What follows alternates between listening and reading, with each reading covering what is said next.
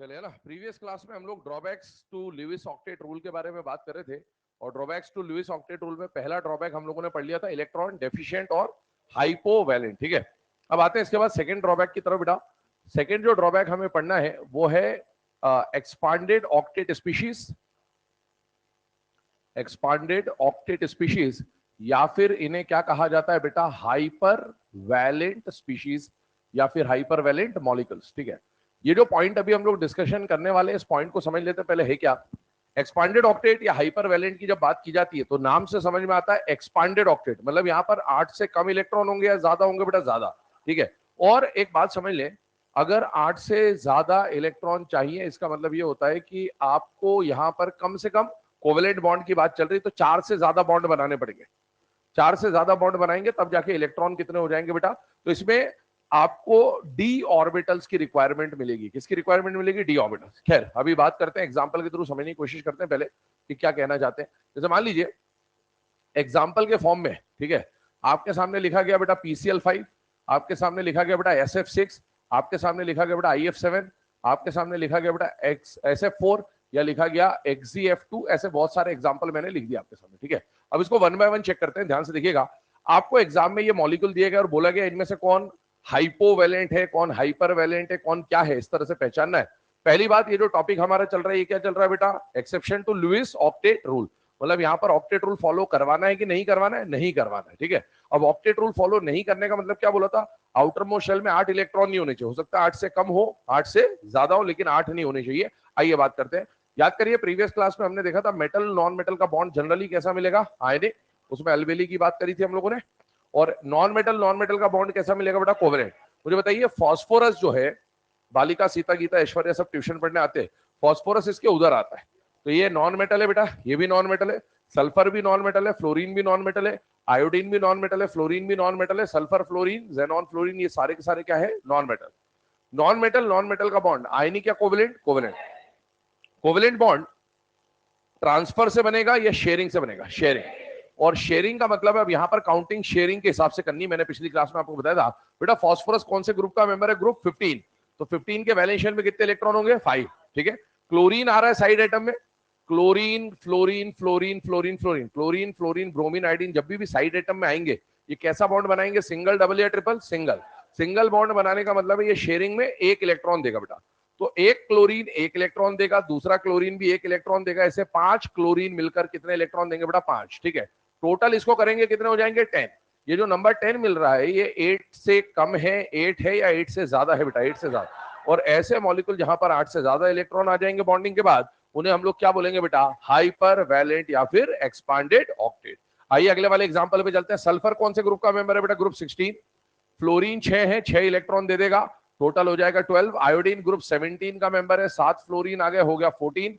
Sulphur group 16 का member है और 4 इलेक्ट्रॉन फ्लोरीन देगा, तो 6 + 4 हो जाएगा 10। और जेनॉन 18th ग्रुप का मेंबर है और फ्लोरीन 2 इलेक्ट्रॉन देगा, तो कितना हो जाएगा? 10। इन सबकी काउंटिंग आप देख लें, इन सबकी काउंटिंग आपको 8 से ज्यादा मिल रही है। मतलब ये सब किस में जाएंगे बेटा? एक्सपांडेड ऑक्टेट की कैटेगरी में। अच्छा, और बात करते हैं इसमें, ध्यान सुनिएगा अगले केस पे। तीसरे टाइप का जो लुईस ऑक्टेट रूल का एक्सेप्शन आता है वो क्या आता है, ध्यान सुनिएगा, और वो आता है बेटा स्यूडो इनर्ट गैस कॉन्फ़िगरेशन। ध्यान सुनिएगा, स्यूडो इनर्ट गैस कॉन्फ़िगरेशन। अब ये स्यूडो इनर्ट गैस कॉन्फ़िगरेशन क्या है? शॉर्ट में अपन इसको PIG कॉन्फ़िगरेशन बोल देंगे। क्या बोल देंगे? PIG मतलब पिक कॉन्फ़िगरेशन। ठीक है, तो ये जो पिक कॉन्फ़िगरेशन इसकी बात करें तो पिक कॉन्फ़िगरेशन कब बोलते हैं? जब किसी कैटायन के आउटर मोस्ट शेल में कितने इलेक्ट्रॉन होंगे बेटा? 18। किसी कैटायन के आउटर मोस्ट शेल में अगर 18 इलेक्ट्रॉन, टोटल 18 नहीं, आउटर मोस्ट शेल में ना, आउटर मोस्ट शेल में 18 इलेक्ट्रॉन आ जाए तो उसे क्या बोला जाएगा बेटा? Pseudo inert gas configuration. इस पे डायरेक्ट क्वेश्चन नहीं आएगा, इस पे जो क्वेश्चन आएगा वो आपको यूज आएगा बाद में। हमें पता होना चाहिए कि स्यूडो इनर्ट गैस कॉन्फ़िगरेशन होती क्या है। ठीक है, अब जैसे एग्जांपल की बात करता हूं, तो एग्जांपल में आपके सामने मैंने लिखा कॉपर, मैंने लिखा जिंक, मैंने लिखा गैलियम, ये 3 स्पीशीज आपके सामने लिखे। अब जरा इस पे ध्यान से देखेंगे, यहां पर अगर कॉपर +1 में, क्योंकि हम कैटायंस के बारे में बात कर रहे हैं तो कैटायन होने चाहिए, कॉपर +1 में आ जाए, जिंक +2 में आ जाए और गैलियम +3 में आ जाए, ये कॉन्फ़िगरेशन जो आपको बना के देंगे ना, वो कॉन्फ़िगरेशन क्या बनेगी बेटा? Pseudo inert gas. एक बात बताएं, कॉपर जो होता है, कॉपर सिल्वर गोल्ड, ये ग्रुप 11 के मेंबर है। जिंदगी कबाड़ा हो गई ग्रुप 12 के मेंबर है। और बैंगन आलू गाजर इन थैला ग्रुप 13 के मेंबर है। ग्रुप 11 पे +1 स्टेट, ग्रुप 12 पे +2 स्टेट, ग्रुप 13 पे +3 स्टेट। अब जरा इसमें से मैं जिंक के लिए आपको समझा देता हूं, जो जिंक के लिए लिख रहा हूं वो दोनों के लिए भी होगा। जिंक का एटॉमिक नंबर क्या होता है 30। अब जरा इसकी कॉन्फ़िगरेशन याद करिए, तो इसका कॉन्फ़िगरेशन होता है 1s2 2s2 2p6, फिर आता है 3s2, फिर आता है 3p6, फिर आता है 4s2, फिर आता है 3d10। अच्छा, अगर मैं इसको रीअरेंज करूं तो 3 वालों को 3 के साथ अगर लिख दूंगा तो रीअरेंज करने के बाद ध्यान सुनना, यहां पर रीअरेंज करने के बाद ये कॉन्फ़िगरेशन कैसा बन जाएगा 1s2 2s2 2p6 3s2 3p6 और 3d10 और साथ में क्या आ जाएगा बेटा 4s2। ठीक है, अब मुझे बताइए आपको जिंक के ऊपर कितना चार्ज लाना है बेटा +2 चार्ज लाने का मतलब है 2 इलेक्ट्रॉन निकालने हैं। अच्छा, इलेक्ट्रॉन पहले 3d से निकलेगा कि 4s से निकलेगा? 4s से, आउटर मोस्ट शेल से निकलेगा। भरा कहीं भी हो, निकलते वक्त हाईएस्ट शेल नंबर से निकलता है। तो ये 2 इलेक्ट्रॉन निकल जाएंगे। अब ये 2 इलेक्ट्रॉन निकल गए तो बचा हुआ ये जो शेल था ये तो खुद ही खत्म हो गया, कोई इलेक्ट्रॉन है ही नहीं अब 4th शेल में। अब मुझे बताइए जो आउटर मोस्ट शेल बन गया वो कौन सा शेल बन गया? 3rd।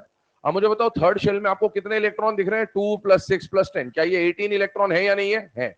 ऐसा कैटायन जिसके आउटर मोस्ट शेल में 18 इलेक्ट्रॉन आते हैं, ऐसा कैटायन जिसके आउटर मोस्ट शेल में 18 इलेक्ट्रॉन आते हैं, उसकी कॉन्फ़िगरेशन को क्या बोला जाएगा?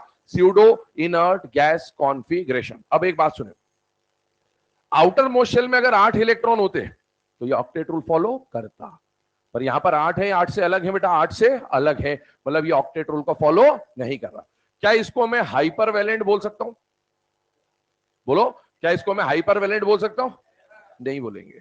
हाइपर वैलेंट अपन किसके लिए यूज करते हैं? मॉलिक्यूल्स के लिए, और ये क्या है? कैटायन। तो इसके लिए अपन हाइपर वैलेंट नहीं बोलेंगे, अपन सिर्फ इतना बोलेंगे क्योंकि इसने तो अभी कोई बॉन्डिंग करी ही नहीं है ना।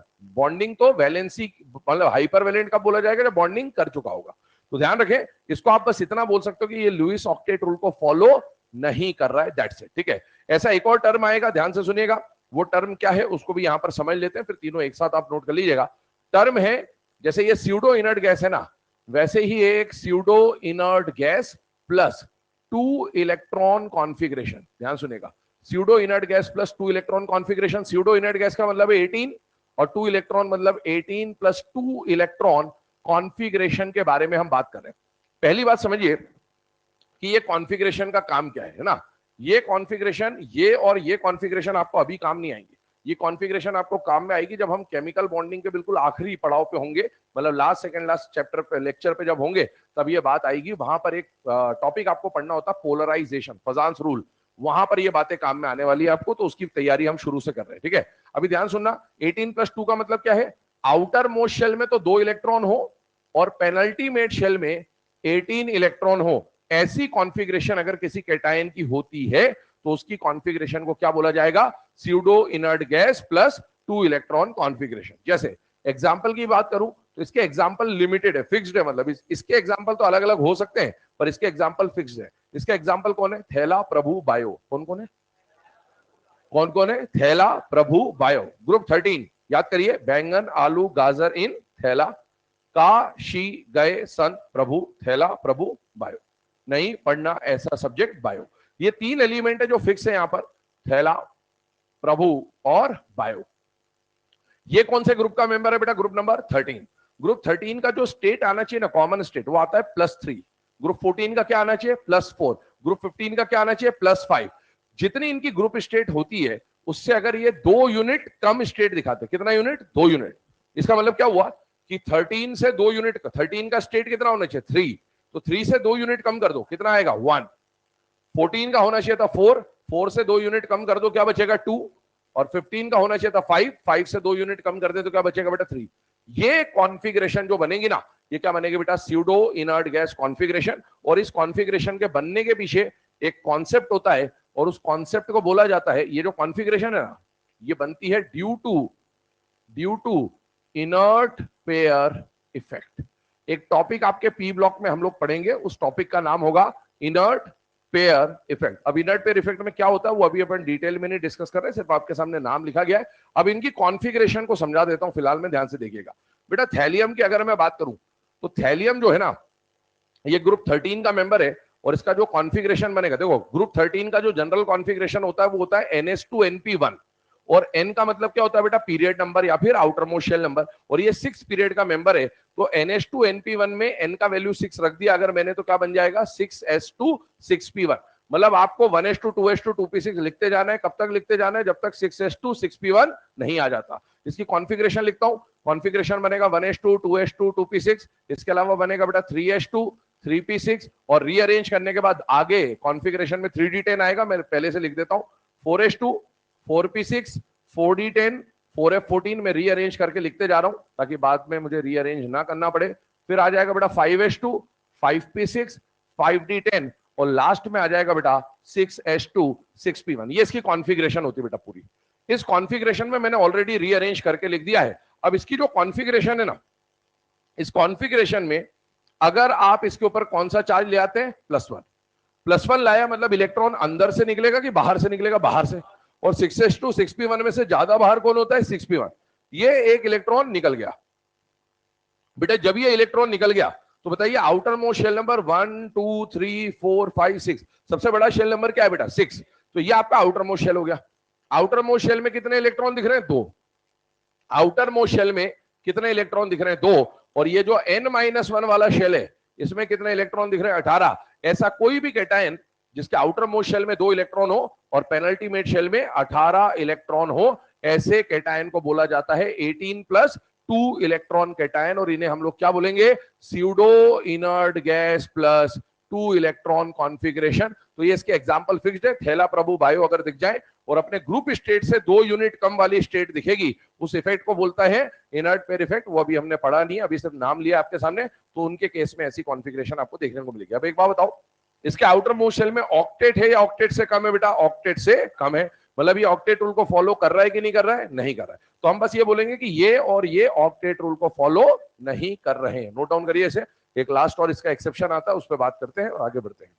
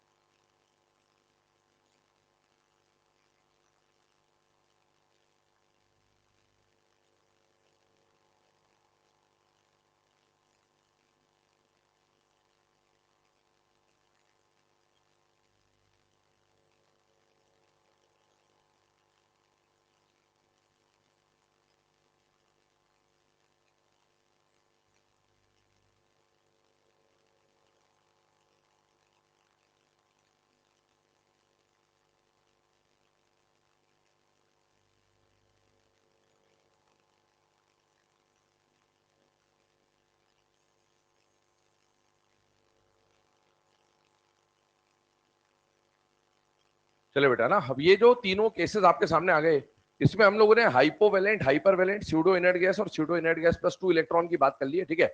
अब इसके बाद एक लास्ट और एक्सेप्शन आता है लुईस ऑक्टेट रूल का, और वो लास्ट एक्सेप्शन की अगर मैं बात करूं या उस ड्रॉबैक की बात करूं तो वो क्या होता है बेटा, ऑड इलेक्ट्रॉन स्पीशीज। तो आइए अब उसके ऊपर बात करते हैं। अगला जो केस आता है, लास्ट जो केस आता है, that is odd electron species, ठीक है। अब ये ऑड इलेक्ट्रॉन स्पीशीज क्या होते हैं?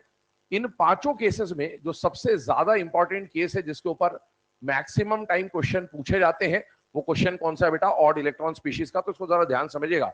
और इसके अलावा इसी टॉपिक से रिलेटेड आपको दो चीजें और पढ़नी होगी, पैरामैग्नेटिक एंड डायामैग्नेटिक सब्सटेंसेस, उनके बारे में भी बात होगी। और पूरी इनऑर्गेनिक केमिस्ट्री में ये जो टर्म है पैरा और डाया, ये आपको बार बार काम में आने वाली है, ठीक है। तो आइए स्टार्ट करते हैं इसके बारे में। सबसे पहले ऑड इलेक्ट्रॉन स्पीशीज की अगर मैं बात करूं तो ऑड इलेक्ट्रॉन स्पीशीज का मतलब क्या होता है, आइए उसको बात करते हैं।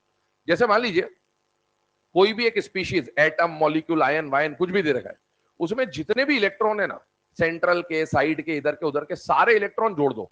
अगर सारे इलेक्ट्रॉन जोड़ने पर इलेक्ट्रॉन का जो क्वांटिटी है वो ऑड नंबर आ रहा है, जैसे 1 3 5 7 वगैरह वगैरह, तो ऐसे स्पीशीज को क्या बोला जाएगा बेटा, ऑड इलेक्ट्रॉन स्पीशीज। और अगर इलेक्ट्रॉन का जो काउंट है वो इवन नंबर में आता है, 2 4 6 8 वगैरह वगैरह, तो उसे क्या बोला जाता है बेटा, इवन इलेक्ट्रॉन स्पीशीज। एक बात बताइए, अभी हम लोग कौन से रूल के बारे में बात कर रहे हैं, ऑक्टेट रूल, है ना। ऑक्टेट रूल कहना क्या चाहता है कि भैया आउटर मोस्ट शेल में कितने इलेक्ट्रॉन होने चाहिए, 8। 8 जो नंबर है ये ऑड नंबर है या इवन नंबर है बेटा, इवन। और हम किसके बारे में बात कर रहे हैं, ऑड। तो अभी जो हम एग्जांपल लेंगे उसके पास इलेक्ट्रॉन की क्वांटिटी, अगर ऑक्टेट रूल फॉलो करना है ना, तो पहली शर्त तो ये कि नंबर इवन होना चाहिए। और हम बात कर रहे हैं ऑड इलेक्ट्रॉन की, तो ऑड इलेक्ट्रॉन में कभी भी 8 आ ही नहीं सकता। और 8 आ नहीं सकता मतलब ये ऑक्टेट रूल को फॉलो करेंगे कि ऑक्टेट रूल को वायलेट करेंगे, बेटा ये ऑक्टेट रूल को वायलेट कर रहे होंगे, मतलब ये एक्सेप्शन है लुईस ऑक्टेट रूल का। अब आइए इसके एग्जाम्पल पे बात करते हैं कि कैसे एग्जाम्पल्स आपसे पूछे जाते हैं एग्जाम में। मान लीजिए मैंने एक एग्जाम्पल लिखा NO2, और मान लीजिए मैंने एक एग्जांपल लिखा बेटा ClO3, ठीक है। NO2 और ClO3 दोनों बहुत इंपॉर्टेंट एग्जांपल है, आगे काम भी आएंगे सिलेबस में। बेटा NO2 के लिए ध्यान सुनिएगा, इसमें ऑड इलेक्ट्रॉन पहचानने के दो तरीके होते हैं। किसी भी चीज में अगर आपको ऑड इलेक्ट्रॉन स्पीशीज पहचानना है तो उसको पहचानने के कितने तरीके होते हैं बेटा, दो तरीके होते हैं। पहला तरीका क्या है, ध्यान सुनना, आपको total number of valence electron count करने। क्या काउंट करने बेटा, total number of valence electron. और या फिर आपको टोटल इलेक्ट्रॉन निकाल लेने। दोनों में क्या डिफरेंस है, आइए उस पर बात करते हैं। मुझे बताइए नाइट्रोजन के वैलेंस शेल में कितने इलेक्ट्रॉन होते हैं, 5। नाइट्रोजन कौन से ग्रुप का मेंबर है, ग्रुप 15। और ग्रुप 15 के वैलेंस शेल में कितने इलेक्ट्रॉन होते हैं, 5। तो नाइट्रोजन के वैलेंस शेल में 5 इलेक्ट्रॉन है। और ऑक्सीजन जो है, ऑक्सीजन के वैलेंस शेल में 6 है। एक ऑक्सीजन के वैलेंस शेल में 6 है। कितने ऑक्सीजन है, 2। तो बेटा 2 ऑक्सीजन के वैलेंस शेल में 2 इंटू 6 दैट इज 12। 12 प्लस 5 करेंगे कितना आ जाएगा, 17। ये नंबर देखिए 17 जो आपको डिजिट मिल रहा है, नंबर मिल रहा है, ये नंबर ऑड नंबर है या इवन नंबर है बेटा, ऑड नंबर है। ऐसे स्पीशीज जिनके टोटल वैलेंस इलेक्ट्रॉन का क्वांटिटी ऑड आ जाए, 1 3 5 7 टाइप का आ जाए, इसे हम लोग क्या बोलेंगे बेटा, ऑड इलेक्ट्रॉन स्पीशीज। एक और तरीका है निकालने का, आप वैलेंस के बदले टोटल इलेक्ट्रॉन निकाल लीजिए। नाइट्रोजन के पास टोटल इलेक्ट्रॉन कितने होते हैं, 7। एटॉमिक नंबर 7 है नाइट्रोजन। और ऑक्सीजन के टोटल इलेक्ट्रॉन होते हैं 8। एक ऑक्सीजन का एटॉमिक नंबर 8 होता है। तो 2 ऑक्सीजन का हो जाएगा 2 इंटू 8, यहां पर आ जाएगा बेटा 16 प्लस 7 दैट इज 23। मुझे बताइए यहां पर आ रहा है 23। 23 नंबर कैसा है, ऑड है या इवन है बेटा, ऑड है। ये भी ऑड है, ये भी ऑड है। इसके नंबर और इसके नंबर अलग आएंगे क्योंकि यहां पर आप बैलेंस देख रहे हो, यहां पर टोटल दिख रहे हो, लेकिन अगर ये ऑड आता है तो ये भी डेफिनेटली ऑड ही आएगा। तो आप चाहे तो ऐसे निकाल लो, चाहे ऐसे निकाल लो, आपको जो कंफर्टेबल लगे दोनों तरीकों में से आप उसको कर सकते हैं, ठीक है। आइए अगले एग्जांपल पे चलते हैं। अगला एग्जांपल आपके सामने जो लिखा है कौन है बेटा, ClO3। आइए इस पे कैलकुलेशन करते हैं। अब आप बताइएगा पहले हम लोग इसके लिए क्या निकाल रहे हैं बेटा, total number of valence electron. और एक इसके लिए हम लोग क्या निकालेंगे बेटा, टोटल इलेक्ट्रॉन्स। मुझे बताइए क्लोरीन ग्रुप 17 का मेंबर है, उसके वैलेंस शेल में कितने इलेक्ट्रॉन होंगे बेटा, 7। एक ऑक्सीजन के वैलेंस शेल में 6 है, तो 3 ऑक्सीजन के वैलेंस शेल में 18 होंगे। 18 प्लस 7 किया कितना आ जाएगा बेटा, 25। क्या ये नंबर ऑड है या इवन है बेटा, ऑड है। तो इसको हम लोग क्या बोलेंगे, ऑड इलेक्ट्रॉन स्पीशीज है ये ऑड है तो ये भी डेफिनेटली ऑड आएगा, नंबर भले अलग आएगा लेकिन ऑड ही आएगा। क्लोरीन के वैलेंस शेल में कितने होते हैं, 17। एक ऑक्सीजन के पास 8 है और 3 ऑक्सीजन है तो 3 इंटू 8 है। 24 प्लस 17 करेंगे तो 41 आ जाएगा। और 41 भी कैसा नंबर है बेटा, ऑड, मतलब ये क्या कहलाएंगे, ऑड इलेक्ट्रॉन स्पीशीज, ठीक है। तो आपके सामने सारी कहानी लिखी हुई है, ये भी ऑड इलेक्ट्रॉन स्पीशीज है, ये भी ऑड इलेक्ट्रॉन स्पीशीज है। नोट डाउन करिए इसे। नहीं करेंगे ना बेटा, तभी तो एक्सेप्शन में पढ़ रहे हैं। ऑक्टेट रूल फॉलो करना है तो इवन नंबर चाहिए, तो ऑड है ये तो कभी फॉलो कर ही नहीं सकते।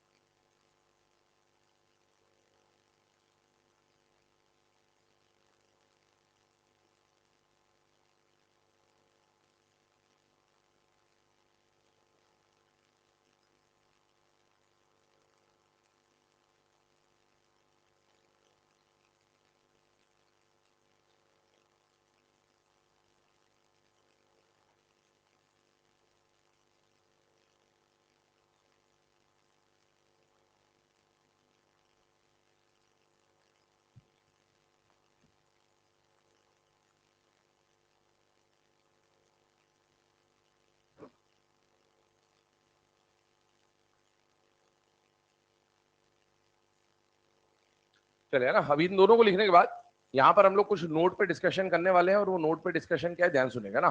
दो टर्म मैं आपके सामने बोल रहा हूँ, अभी नोट में नहीं लिखना है, जो मैं अलग से बता रहा हूँ आपको।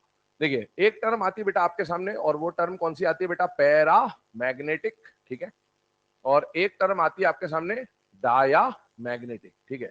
ये जो पैरामैग्नेटिक और डायामैग्नेटिक टर्म है, इन दोनों टर्म्स का हमें क्या समझना है बेटा? मीनिंग समझना है। आई होप पहले से ये मीनिंग आपको पता होने चाहिए वैसे तो, लेकिन फिर भी एक बार इसका डिस्कशन जरूर करेंगे। पैरामैग्नेटिक का मतलब क्या होता है बेटा? ऐसे स्पीशीज जिनके पास एक या एक से ज्यादा अनपेयर्ड इलेक्ट्रॉन हो, उन्हें क्या बोला जाता है बेटा? पैरामैग्नेटिक, है ना। पैरामैग्नेटिक मतलब हैविंग वन और मोर अनपेयर्ड इलेक्ट्रॉन, इनको क्या बोला जाएगा बेटा? पैरामैग्नेटिक। और डायामैग्नेटिक की बात करें तो हैविंग नो अनपेयर्ड इलेक्ट्रॉन। अगर किसी के पास अनपेयर्ड है तो पैरा, और अनपेयर्ड नहीं है तो क्या बोला जाता है? डाया। अनपेयर्ड नहीं है मतलब सब कुछ पेयर्ड है। सब कुछ पेयर्ड क्यों है? यहां पर देखो नाम के शुरुआत में क्या आ रहा है? डाई। डाई का मतलब होता है दो, और पेयर का मतलब होता है दो के कॉम्बिनेशन को क्या बोलते हैं? पेयर। मतलब यहाँ हर चीज क्या है बेटा? पेयर्ड। और यहाँ पर क्या होगा? कुछ ना कुछ अनपेयर्ड होगा। तो अगर किसी के पास भी अनपेयर्ड इलेक्ट्रॉन बिल्कुल भी नहीं है तो उसे क्या बोलेंगे? डाया। और किसी के पास भी एक या एक से ज्यादा अनपेयर्ड है तो उसे क्या बोलेंगे? पैरा। अब सुने, मुझे बताइए, अगर किसी के पास इलेक्ट्रॉन की क्वांटिटी ऑड है, जैसे ये 17 ले लो या 23 ले लो, तो क्या इसके पास कम से कम एक अनपेयर्ड होगा कि नहीं होगा बेटा? होगा। आप 17 के पेयर बनाने चले जाओ, पेयर बन ही नहीं पाएंगे। 16 का तो पेयरिंग हो जाएगा, 8 पेयर बनाओगे, दो दो दो दो दो ऐसे करके 16 तक तो पेयरिंग होगी, लेकिन क्या एक अनपेयर्ड बचेगा कि नहीं बचेगा? बचेगा। 23 में कितनी भी पेयरिंग करा लो, एक अनपेयर्ड बचेगा। तो एक अनपेयर्ड इनके पास डेफिनेटली होगा। जरूरी नहीं कि एक ही अनपेयर्ड बचे, जरूरी नहीं है कि एक ही अनपेयर्ड बचे। जैसे क्या कहना चाहते हैं एक ही अनपेयर्ड बचने से? जैसे मान लो नाइट्रोजन का एटॉमिक नंबर क्या है? 7। इसके पास इलेक्ट्रॉन कितने दिख रहे हैं आपको? 7। तो आप ऐसा मत सोचना कि दो दो दो और एक अनपेयर्ड बचेगा, ये पेयर होगा, ऐसा कुछ भी नहीं है। पर मिनिमम एक अनपेयर्ड तो होगा ही होगा। सर कैसे इसके पास एक अनपेयर्ड नहीं, बताइए जरा। एक बार बताओ, इसका कॉन्फ़िगरेशन लिखना आता है अपने को, है ना? 1s2 2s2 2p3 बनाइए, इसके डब्बे वाले डायग्राम बनाइए। डब्बा वाला डायग्राम बनाइए तो यहाँ पर 2 इलेक्ट्रॉन है, यहाँ पर 2 इलेक्ट्रॉन है, और यहाँ पर 3 है। ये तो पेयर्ड है, ये तो पेयर्ड है। ये पेयर्ड है कि अनपेयर्ड है? अनपेयर्ड। ये पेयर्ड है कि अनपेयर्ड है? अनपेयर्ड। ये पेयर्ड है कि अनपेयर्ड है? अनपेयर्ड। यहाँ पर बताइए दो, एक अनपेयर्ड है कि 3 अनपेयर्ड है? 3 अनपेयर्ड। तो ऐसा जरूरी नहीं कि 7 है तो एक ही अनपेयर्ड होगा, कर कम से कम एक तो अनपेयर्ड होगा ही होगा। हो सकता है एक से ज्यादा भी हो, पर अपने को कोई फर्क नहीं पड़ रहा, एक है या एक से ज्यादा, अगर अनपेयर्ड है तो इसका मतलब वो पैरामैग्नेटिक होगा। तो ध्यान से देख लें, यहां पर पैरामैग्नेटिक स्पीशीज कौन होते हैं? जिनके पास अनपेयर्ड होता है। क्या इनके पास कम से कम एक अनपेयर्ड बचेगा कि नहीं बचेगा बेटा? बचेगा। आप कितनी भी पेयरिंग करा लो, एक अनपेयर्ड जरूर बचेगा। और इसीलिए हम लोग क्या बोलेंगे कि odd electron species are always paramagnetic in nature. Note में पहला पॉइंट लिखिएगा, odd electron species are always paramagnetic in nature. Odd electron species are always paramagnetic in nature, है ना। ये हमेशा डेफिनेटली पैरामैग्नेटिक होते ही होते हैं, ठीक है। अब आगे बात सुने, मुझे बताइए यहां पर हम लोगों ने किसके बारे में डिस्कशन कर लिया बेटा? ऑड इलेक्ट्रॉन स्पीशीज के बारे में डिस्कशन कर लिया। अब नेचर में ऑड नहीं होगा। अगर मान लो सबके पास ऑड नंबर हो, जरूरी नहीं किसी के पास इवन नंबर भी होगा। तो मुझे बताइए ऑड वाले कैसे निकल के आ गए? पैरा। ये कंफर्म हो गया, फिक्स है ये। तो इवन वाले क्या होंगे? इवन वाले क्या होंगे? ये कुछ भी हो सकते हैं, ये पैरा भी होते हैं और ये डाया भी होते हैं। ये खतरनाक बात है, नोट लिखिए, नोट में सेकंड पॉइंट लिखिएगा। Even electron species may be paramagnetic or even diamagnetic. Even electron species may be paramagnetic or even diamagnetic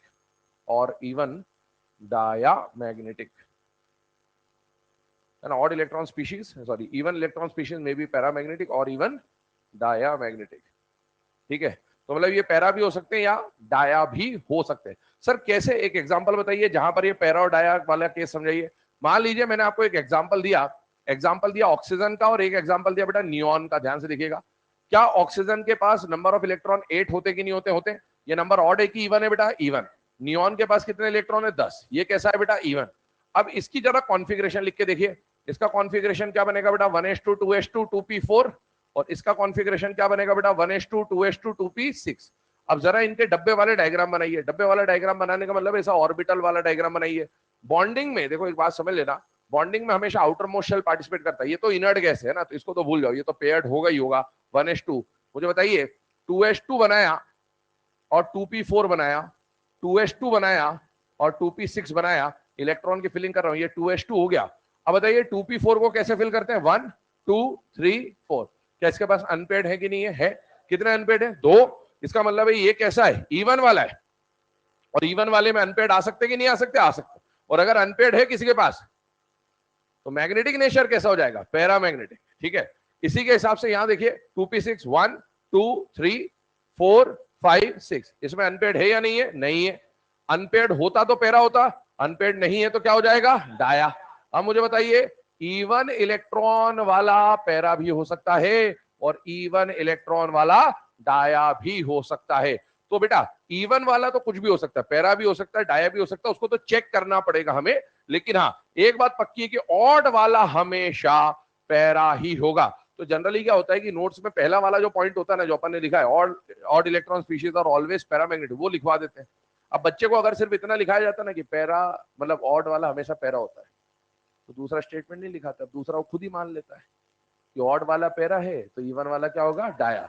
लेकिन इवन वाला हमेशा डाया नहीं होगा, इसीलिए ये जानकारी होनी जरूरी है। ठीक है, तो ये हमने डिस्कशन कर लिया है ना। अब आगे बढ़ते हैं इसमें पैरा और डाया के कुछ। अब यहां तक हमारा जो exception to Lewis octet rule था वो कंप्लीट होता है। अब इसके लिए जो भी पांचों पॉइंट्स हमने पढ़े हैं उसके ऊपर क्या क्या क्वेश्चंस एग्जाम में आ सकते हैं, पहले उस पर डिस्कशन करते हैं, फिर आगे बढ़ते हैं अगले टॉपिक की तरफ। ठीक है, लिखिएगा, क्वेश्चंस बोल दे रहा हूं। पहला क्वेश्चन लिखिएगा, which of the following which of the following is which of the following is electron deficient molecule? Which of the following is electron deficient molecule? Which of the following is electron deficient molecule?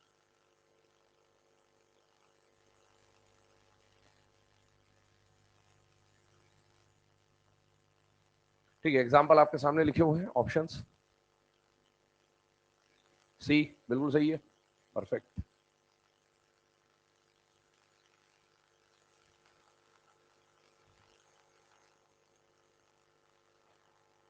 ठीक है, इसका answer क्या हो जाएगा बेटा? सी। ठीक है, अब जिसको समझ में नहीं आया कि सी कैसे हुआ, तो एक बार मैं डिस्कस फिर भी कर देता हूं, ध्यान से सुन लेना, ध्यान से देख लेना, ध्यान समझ लेना। मुझे बताइए, पिछली क्लास में हमने बात करा था कि बॉन्ड दो तरह से बनते हैं, या तो ट्रांसफर ऑफ इलेक्ट्रॉन से या फिर शेयरिंग ऑफ इलेक्ट्रॉन से। पहले उसको पहचानना है कि ट्रांसफर काउंटिंग करनी है ना आपको, यहाँ पर देखना है कि 8 है या 8 से कम है या 8 से ज्यादा है, क्योंकि इलेक्ट्रॉन डेफिशिएंट है तो 8 से कम होना चाहिए। लेकिन वो कम या ज्यादा किसके हिसाब से कैलकुलेट करना है, शेयरिंग के हिसाब से कि ट्रांसफर के हिसाब से, वो समझना जरूरी है। मुझे बताइए, कार्बन मेटल है कि नॉन मेटल है? Non metal. कार्बन क्या है? Non metal. बोरॉन क्या है? Non metal. फास्फोरस क्या है? Non metal. Hydrogen, oxygen, fluorine, chlorine क्या है? Non metal. ये सब नॉन मेटल बेटा। नॉन मेटल का बॉन्ड आयनिक या कोवेलेंट? कोवेलेंट। यहां पर covalent covalent covalent. Covalent bond कैसे बनता है, ट्रांसफर से या शेयरिंग से? आपको यहां पर जो काउंटिंग करनी है वो शेयरिंग के हिसाब से करनी है ना। अब शेयरिंग के हिसाब से काउंटिंग करें तो बताइए, कार्बन के वैलेंस शेल में कितने इलेक्ट्रॉन होते हैं? 4। और हाइड्रोजन एक एक इलेक्ट्रॉन देगा, और 4 हाइड्रोजन मिलकर 4 इलेक्ट्रॉन देंगे, तो क्या इसका ऑक्टेट पूरा हो गया कि नहीं हो गया? हो गया। तो ये ऑक्टेट रूल को फॉलो कर रहा है कि वायलेट कर रहा है बेटा? फॉलो कर रहा है। ठीक है, चलिए आगे बढ़ते हैं। कार्बन डाइऑक्साइड, मुझे बताइए कार्बन के वैलेंस शेल में कितने इलेक्ट्रॉन? 4। अच्छा, ऑक्सीजन जब साइड एटम में आता है तो ऑक्सीजन सिंगल बॉन्ड बनाता है कि डबल बॉन्ड बनाता है? Double bond. डबल बॉन्ड बनाने का मतलब है एक ऑक्सीजन कितने इलेक्ट्रॉन देगा? 2। तो बेटा 2 ऑक्सीजन मिलकर कितने इलेक्ट्रॉन देंगे? 4। स्ट्रक्चर भी इवन CO2 का आई होप सबको पता ही होगा, तो CO2 में कुछ सोचने की जरूरत नहीं, आप आराम से काउंटिंग कर सकते हैं कि इसके पास कितने इलेक्ट्रॉन आ जाएंगे? 8। अगले केस पे आते हैं, BF3 में बोरॉन के पास वैलेंस शेल में कितने इलेक्ट्रॉन बेटा? 3। और 3 फ्लोरीन कितने इलेक्ट्रॉन देंगे? 3। टोटल इलेक्ट्रॉन कितने हो गए? 6। क्या ये ऑक्टेट से कम है या नहीं है बेटा? है। और यही पूछा गया था आपसे कि इलेक्ट्रॉन डेफिशिएंट कौन है या फिर हाइपोवैलेंट कौन है। PCl5 5 + 5 कितना हो जाएगा? 10। क्या बात समझ में आ गई आपको? ठीक है, अगला क्वेश्चन लिखे, which of the following which of the following is hypervalent molecule? Which of the following is hypervalent molecule?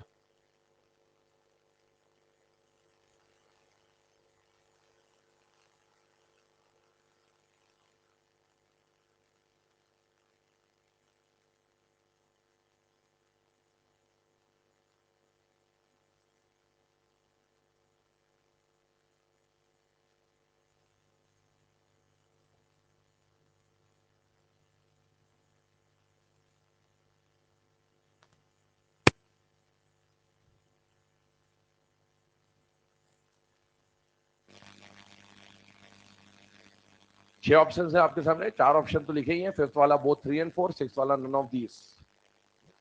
Correct answer, correct answer fifth है ना, फिफ्थ नहीं है, करेक्ट आंसर सिर्फ फोर्थ है, only fourth.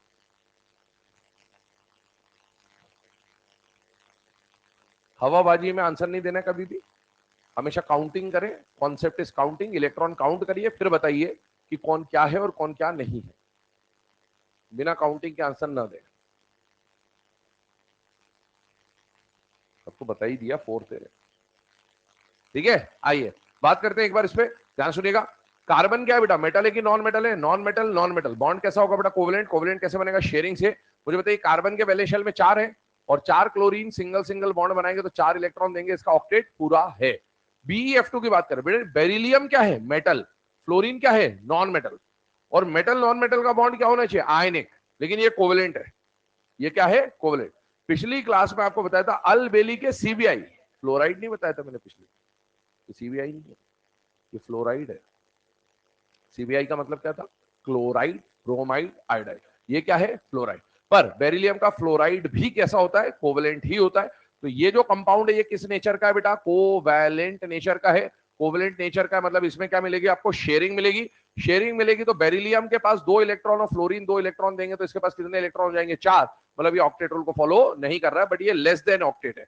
Silicon carbon family का member है बेटा, ये भी मेटेलॉइड है बट इसके अंदर भी नॉन मेटेलिक कैरेक्टर डोमिनेटिंग होता है। तो नॉन मेटल का बॉन्ड कैसा हो जाएगा? कोवेलेंट। तो 4 + 4 ये क्या हो जाएगा बेटा? ऑक्टेट पूरा करेगा।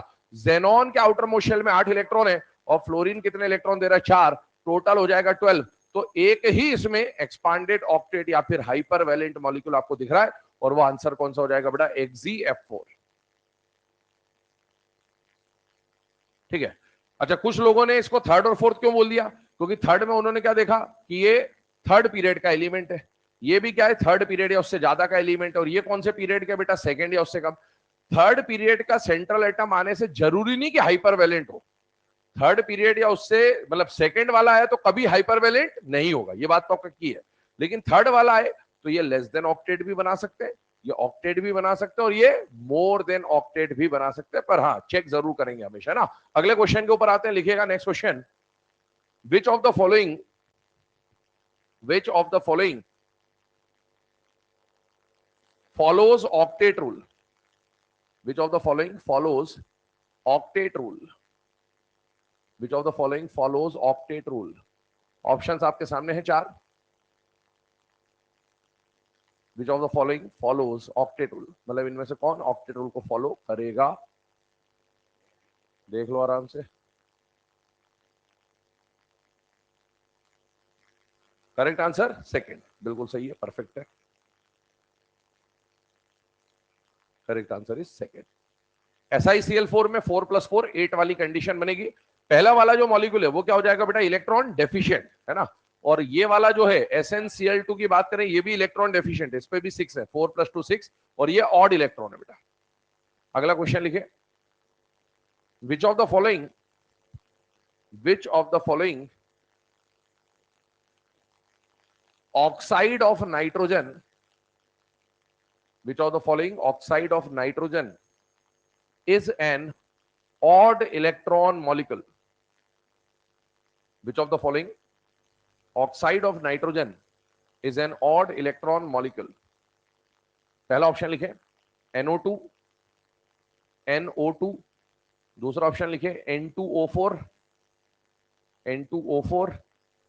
तीसरा ऑप्शन लिखे N2O3, N2O3 और लास्ट ऑप्शन लिखे N2O5। आराम से कैलकुलेशन हो जाएगा। आपको टोटल इलेक्ट्रॉन कर लेने या बैलेंस इलेक्ट्रॉन काउंट कर लेने, उनमें से आपको आंसर कौन सा मिल जाएगा बेटा? फर्स्ट। ऑलरेडी अभी हमने समझते वक्त भी यही एग्जांपल लिया था, तो आप डायरेक्टली भी इसको काउंट कर सकते हैं। बाकी सब में जब आप कैलकुलेशन करेंगे तो आपको नंबर ऑफ इलेक्ट्रॉन कैसे मिल जाएंगे बेटा? इवन। ठीक है, अब आगे बढ़ते हैं इसके बाद एक और पॉइंट की तरफ। अभी तक हमने जो भी डिस्कशन किया है ना, उसमें मैंने आपको लास्ट में क्या बताया कि हमने कौन सा डिस्कशन किया बेटा? पैरामैग्नेटिक और डायामैग्नेटिक। तो आइए पैरा और डायामैग्नेटिक के क्वेश्चन कैसे फ्रेम होकर आ सकते हैं उसको भी डिस्कशन कर लेते हैं। क्वेश्चन लिखिएगा पहला, which of the following, which of the following molecule is paramagnetic? Which of the following molecule is paramagnetic?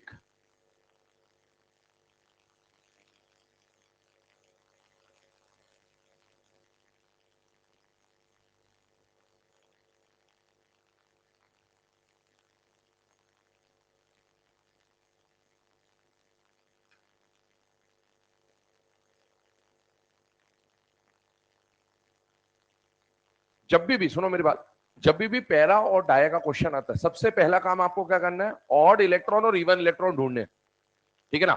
अगर पैरा पूछा है, मतलब आपको क्वेश्चन देख लो, पूछा है विच इज पैरामैग्नेटिक, तो चार में से कोई एक ही आंसर होगा, पहली बात तो, ठीक है ना। तो आपको ये ढूंढना है कि चारों में से कौन ऑड है, क्योंकि ऑड वाला तो हमेशा पैरामैग्नेटिक होगा ही होगा। तो जब भी पैरा या डाई का क्वेश्चन आएगा, ध्यान रखना, ये बार बार आएगा सिलेबस में हर जगह पर, पैरा या डाई का क्वेश्चन आया, सबसे पहला काम क्या करना है, ऑड इलेक्ट्रॉन स्पीशीज ढूंढना है। ढूंढिए, अब इनमें से काउंटिंग करिए, ऑड इलेक्ट्रॉन स्पीशीज बहुत आसानी से मिल जाएगा। कौन सा आंसर है, फोर्थ। फोर्थ वाले को जब आप देखेंगे तो फोर्थ वाला ऑड इलेक्ट्रॉन स्पीशीज है बेटा। ये सारे क्या है बेटा, इवन इलेक्ट्रॉन। और इवन वाले पैरा भी हो सकते हैं, ऐसा नहीं कि इवन वाले पैरा नहीं हो सकते, इवन वाले पैरा और डाया में से कुछ भी हो सकते हैं।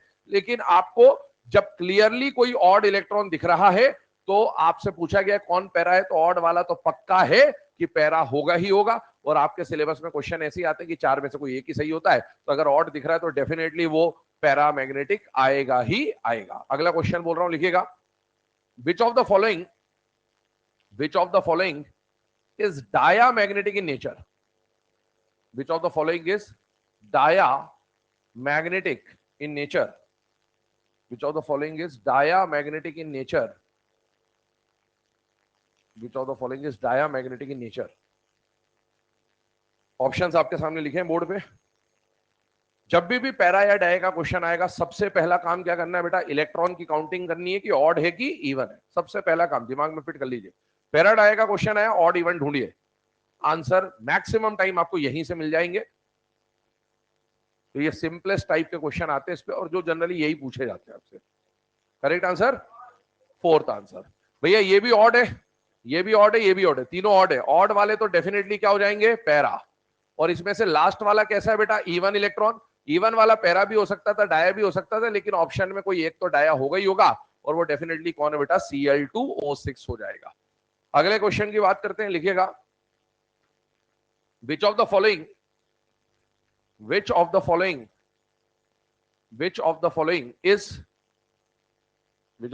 is paramagnetic in nature? Which of the following is paramagnetic in nature?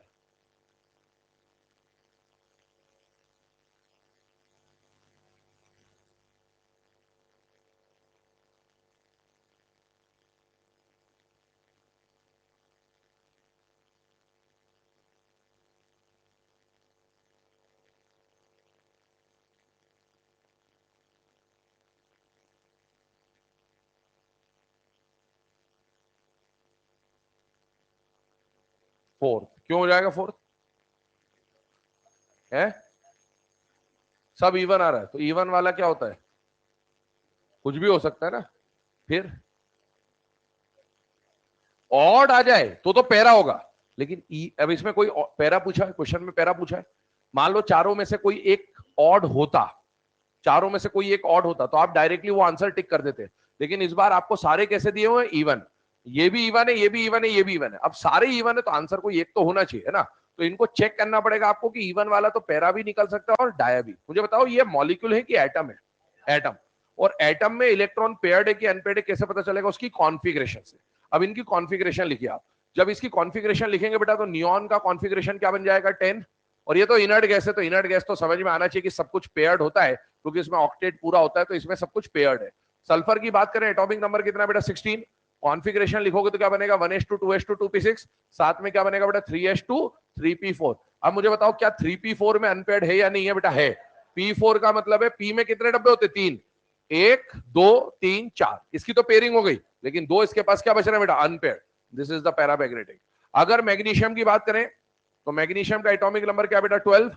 Configuration क्या बन जाएगा, 1s2 2s2 2p6 और 3s2। अब जरा ध्यान सुने, 2p6 को, ये 3p4 को मैं बना देता हूं, ये 3s2 3p4 है। 3s2 3p4 की बात करूं तो ये 3s, ये 3p, 1 2 3 4, ये कंडीशन है बेटा, 2 अनपेयर्ड इलेक्ट्रॉन है, जबकि 3s2 में दोनों इलेक्ट्रॉन कैसे होंगे, पेयर्ड। तो ये वाला पहला वाला कैसा है बेटा, डाया।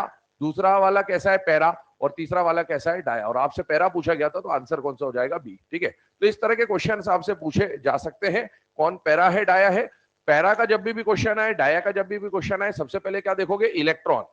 अगर ऑड दिख रहा है तो ऑड देख के तो आपको कहानी बिल्कुल क्लियर हो जाएगी, लेकिन कई बार ऐसा क्वेश्चन आज तक कभी आया नहीं, लेकिन फंसाया जा सकता है, और इसीलिए अपने को इसकी भी तरीके पता होने चाहिए कि मान लो सारे इवन आ जाए तो इवन वाले देखकर सिर्फ ये मत बोल देना कि कोई पैरा नहीं होगा, हो सकता है इवन में से भी कोई पैरा मैग्नेटिक निकल के आ जाए। ठीक है, अब आगे बढ़ते हैं। अभी तक हम लोगों ने जो डिस्कशन किया, चलो इसमें एक लास्ट क्वेश्चन और लिख लो फिर आगे बढ़ते हैं। क्वेश्चन लिखिएगा, which of the following element, which of the following element can never obey, which of the following element can never obey octet rule, which of the following element can never obey octet rule, never obey octet rule। Answer मेरे हिसाब सबको पता ही होगा, ठीक है ना। पहला option लिखेंगे हीलियम, हीलियम एक काम करो हीलियम हटा दो क्योंकि अपन बॉन्डिंग की बात करें तो हीलियम बॉन्ड नहीं बनाएगा। पहला ऑप्शन लिखा हाइड्रोजन, पहला ऑप्शन हाइड्रोजन कर लीजिए। दूसरा ऑप्शन कर लीजिए ऑक्सीजन, तीसरा ऑप्शन कर लीजिए कार्बन, और चौथा ऑप्शन कर लीजिए fluorine, F. Correct answer hydrogen. Hydrogen के बारे में हमने पिछली क्लास में भी लिखा था, हाइड्रोजन सिर्फ और सिर्फ क्या कर सकता है, ड्यूप्लेट पूरा कर सकता है, हाइड्रोजन कभी भी ऑक्टेट पूरा नहीं कर सकता। चलिए अब आगे बढ़ते हैं। देखो यहां पर हमने ल्यूइस ऑक्टेट थ्योरी और उसके ड्रॉबैक्स के बारे में पढ़ा। मैंने पिछली क्लास में आपको बोला था ये चैप्टर कैसा चलता है बेटा, हिस्ट्री जैसा चलता है कि इसमें पहले कोई राजा आया, कुछ दिन तक राज किया, फिर उसको निपटा के कोई दूसरा राजा आएगा। तो अभी तक पहला जो राजा था वो कौन चल रहा था, पहली थ्योरी कौन सी चल रही थी, ऑक्टेट थ्योरी। पर ऑक्टेट थ्योरी की कमजोरियां हमको पकड़ में आ गई कि ऑक्टेट थ्योरी हाइपरवैलेंट, हाइपोवैलेंट, इनके बारे में जानकारी नहीं दे पाता। ऑक्टेट थ्योरी ने क्या बोला, ध्यान से देखना एक बार। ऑक्टेट थ्योरी ने क्या बोला कि हर एटम जो बॉन्ड बनाता है वो क्यों बॉन्ड बनाता है, 8 इलेक्ट्रॉन को ऑब्टेन करने के लिए। 8 इलेक्ट्रॉन को ऑब्टेन करने के लिए उसके पास क्या क्या रास्ते, एक तो ट्रांसफर और एक शेयरिंग। लेकिन क्या यहां पर ये जितने एग्जांपल्स हम लोगों ने पढ़े, इन्होंने ऑक्टेट रूल को फॉलो किया क्या, नहीं, इन्होंने तो फॉलो नहीं करा, फिर भी ये नेचर में मिलते हैं। मतलब ये जो ऑक्टेट थ्योरी है ये हर बात का सही एक्सप्लेनेशन नहीं है, तो कुछ ऐसी और बात होगी, छुपी हुई बात होगी जो ऑक्टेट थ्योरी के समझ में नहीं आई, और उसको अब हमें समझना है। उसको समझने के लिए हम लोग यहाँ पर एक बॉन्ड की तरफ बढ़ रहे हैं, और वो बॉन्ड हमें कौन सा पढ़ना है बेटा, कोवैलेंट बॉन्ड। याद करिए ऑक्टेट थ्योरी ने बताया था कि बॉन्ड का फॉर्मेशन या तो ट्रांसफर के लिए या फिर शेयरिंग से हो रहा होता है, और वो ट्रांसफर या शेयरिंग क्यों कर रहे होते हैं, अपने ऑक्टेट को पूरा करने के लिए। तो आइए हेडिंग डालिएगा कोवैलेंट बॉन्ड, अब इसके ऊपर डिस्कशन स्टार्ट होगा। आपके चैप्टर का 70% पोर्शन जो है वो यही बॉन्ड है, कोवैलेंट बॉन्ड आपको सबसे ज्यादा पढ़ना है इस चैप्टर के अंदर।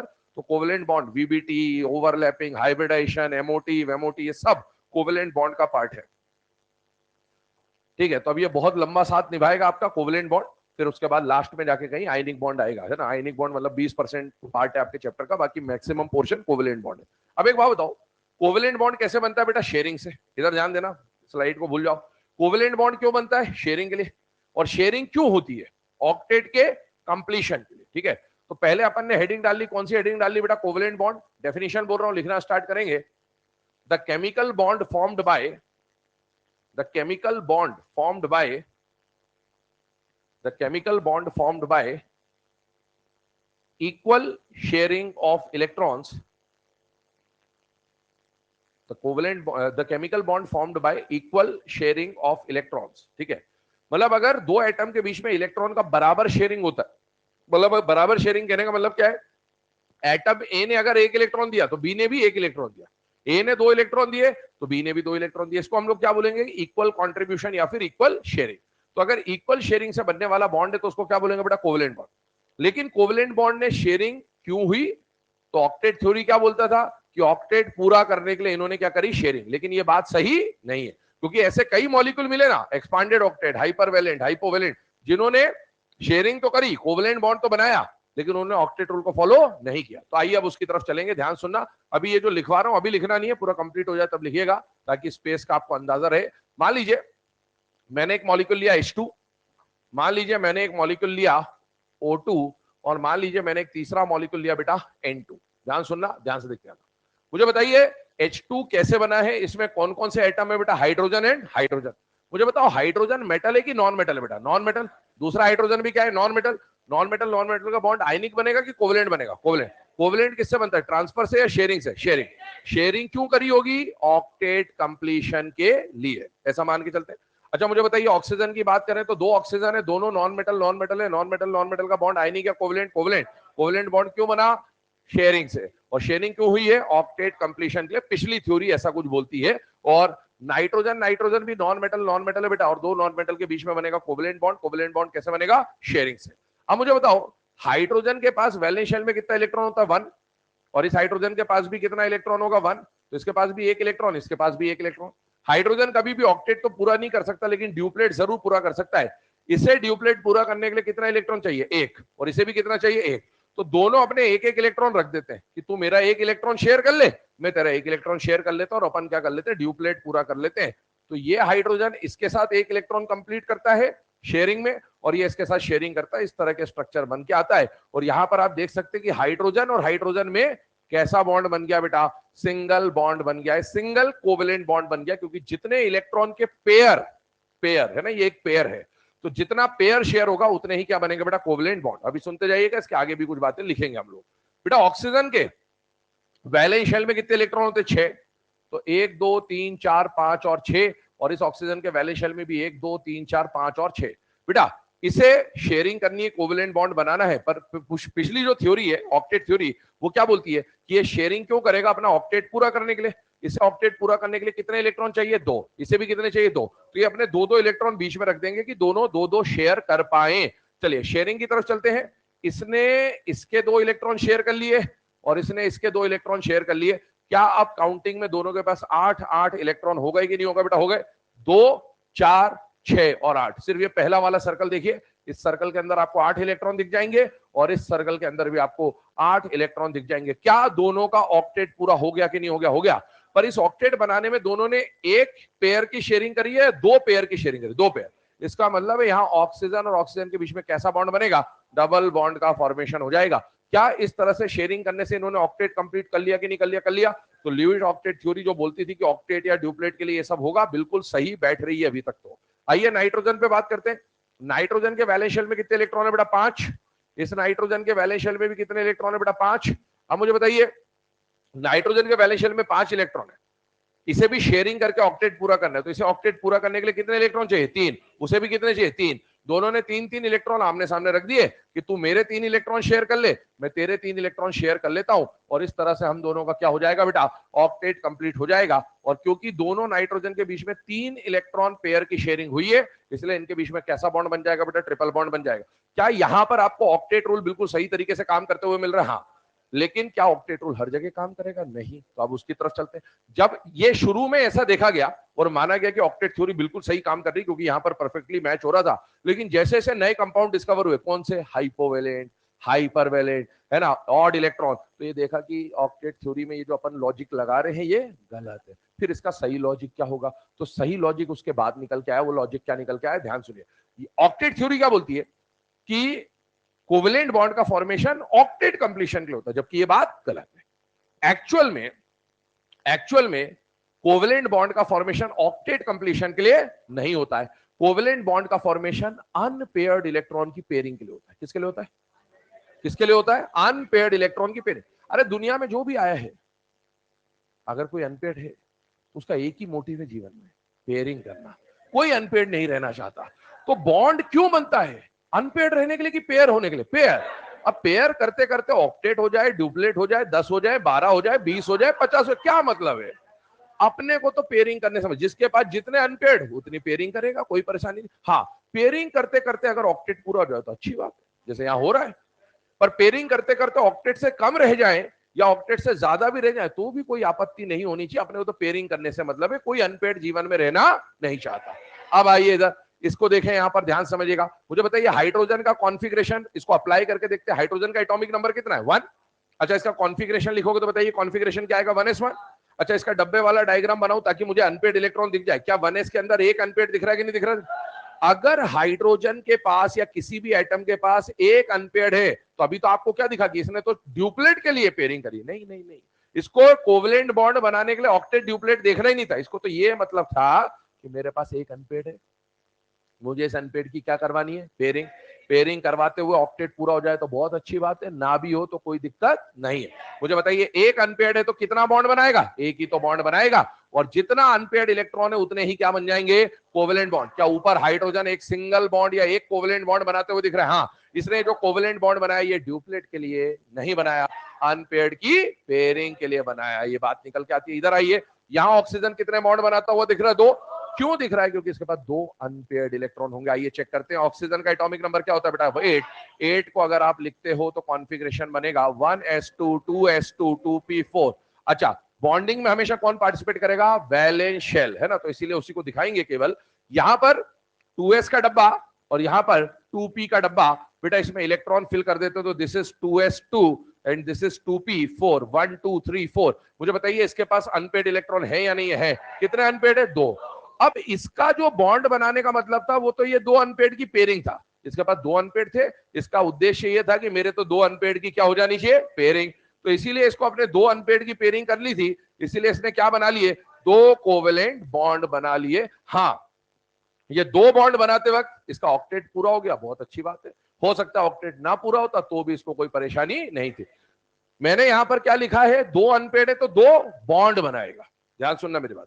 मैंने ये नहीं लिखा है कि डबल बॉन्ड बनाएगा, दोनों में अंतर है। दो बॉन्ड बनाएगा, मैंने ये नहीं लिखा है कि डबल बॉन्ड बनाएगा। दो बॉन्ड बनाने के दो तरीके हो सकते हैं, या तो एक डबल बॉन्ड बना ले या दो सिंगल बॉन्ड बना ले। इसको दो बॉन्ड बनाने वो कैसे भी बनाए, चाहे एक डबल बना ले चाहे दो सिंगल बना ले। यहां पर आइए, नाइट्रोजन पे भी समझ लेते हैं इस बात को। बताइए नाइट्रोजन का एटॉमिक नंबर क्या होता है? 7। कॉन्फ़िगरेशन बनेगा 1s2 2s2 2p3। बॉन्डिंग में कौन पार्टिसिपेट करता है? Outermost shell. Outermost shell के लिए डब्बे वाला डायग्राम बनाते हैं बेटा। यहां बनाया 2s, यहां बनाया 2p। 2s में कितने इलेक्ट्रॉन है बेटा? दो। इसके पास कोई अनपेड नहीं है। 2p में 3। बताइए कितने अनपेड है? 3। कोवेलेंट बॉन्ड का फॉर्मेशन ऑक्टेट कंप्लीशन के लिए होता है या अनपेड की पेयरिंग के लिए होता है? अनपेड की पेयरिंग। कितने अनपेड है? 3। जितने अनपेयर्ड इलेक्ट्रॉन होंगे उतने ही कोवेलेंट बॉन्ड का फॉर्मेशन करेगा। इसका मतलब ये कितने बॉन्ड बनाएगा? 3। और आप देख सकते हैं 3 बॉन्ड बन रहे हैं। अब ये 3 बॉन्ड बनाते वक्त ऑक्टेट पूरा हो जाए, बहुत बढ़िया, ना हो तो और भी बढ़िया, कोई फर्क नहीं पड़ रहा। ठीक है, अब बताओ 3 अनपेयर्ड है तो 3 बॉन्ड बनाने, 3 बॉन्ड बनाने, मैंने ये नहीं बोला ट्रिपल बॉन्ड बनाएगा, मैंने बोला 3 बॉन्ड बनाएगा। 3 बॉन्ड बनाने के 3 तरीके, या तो एक ट्रिपल बॉन्ड बना ले, या एक डबल के साथ एक सिंगल बना ले, या 3 सिंगल सिंगल सिंगल बना ले। छापिए इसको।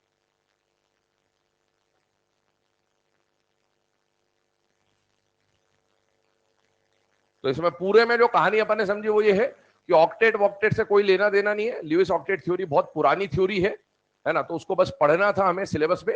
लेकिन हर मॉलिक्यूल या हर बॉन्ड कभी भी ऑक्टेट के लिए नहीं बनता है। खासकर कोवेलेंट बॉन्ड की बात कर रहे हैं जब हम, कोवेलेंट बॉन्ड का फॉर्मेशन ऑक्टेट के लिए नहीं होता है, अनपेयर्ड इलेक्ट्रॉन की पेयरिंग के लिए होता है। और वो पेयरिंग कराते वक्त चाहे हाइपर वैलेंट रह जाए, चाहे हाइपोवैलेंट हो जाए, चाहे ऑड रह जाए, चाहे कुछ भी रह जाए।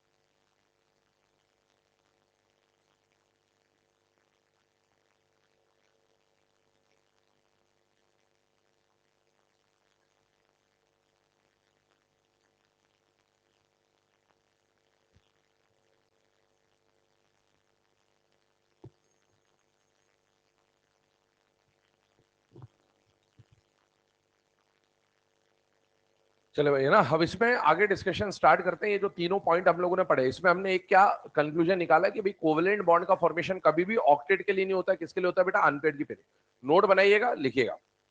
The necessary condition for covalent bond formation, the necessary condition for covalent bond formation, the necessary condition for covalent bond formation is pairing of unpaired electron. The necessary condition for covalent bond formation is pairing of unpaired electron, full stop, आगे लिखें। but not the completion of octet, full stop, but not the completion of octet. The necessary condition for covalent bond formation is pairing of unpaired electron, full stop, but not the completion of octet. मतलब unpaired electron की pairing के लिए covalent bond बनेगा, ये इसकी necessary condition है। Octet का completion इसकी नेसेसरी कंडीशन नहीं है। पेयरिंग करवाते वक्त ऑक्टेट पूरा हो जाए तो भी बढ़िया, ऑक्टेट से कम रह जाए तो भी बढ़िया, और ज्यादा रह जाए तो बहुत ही बढ़िया, कोई परेशानी नहीं। ठीक है, अब आगे बढ़ते हैं। एक और बात देखो, कितने बॉन्ड बनेंगे, यहां से एक जनरलाइज कर लें। क्या ऐसा बोला जा सकता है कि जितने अनपेड इलेक्ट्रॉन होंगे उतने ही कोवेलेंट बॉन्ड बनेंगे? हाँ, एक अनपेड है तो एक कोवेलेंट बॉन्ड बनाए, दो अनपेड है तो दो कोवेलेंट बॉन्ड बनाए, तीन अनपेड है तो तीन कोवेलेंट बॉन्ड बनाए। अगर किसी के पास n number of unpaired electron होंगे तो क्या वो उनकी पेयरिंग के लिए n नंबर ऑफ बॉन्ड्स बनाएगा कि नहीं बनाएगा? बनाएगा। तो एक पॉइंट और लिख लें, जितने अनपेड इलेक्ट्रॉन होते हैं उतने ही कोवेलेंट बॉन्ड्स बनते हैं। जितने अनपेड इलेक्ट्रॉन्स होते हैं उतने ही कोवेलेंट बॉन्ड्स बनते हैं। तो क्योंकि कोवेलेंट बॉन्ड का फॉर्मेशन हमेशा किसके लिए होगा? अनपेयर्ड इलेक्ट्रॉन की पेयरिंग के लिए। तो जितने अनपेयर्ड इलेक्ट्रॉन होंगे उतने ही कोवेलेंट बॉन्ड्स का फॉर्मेशन आपको होते हुए दिख जाएगा।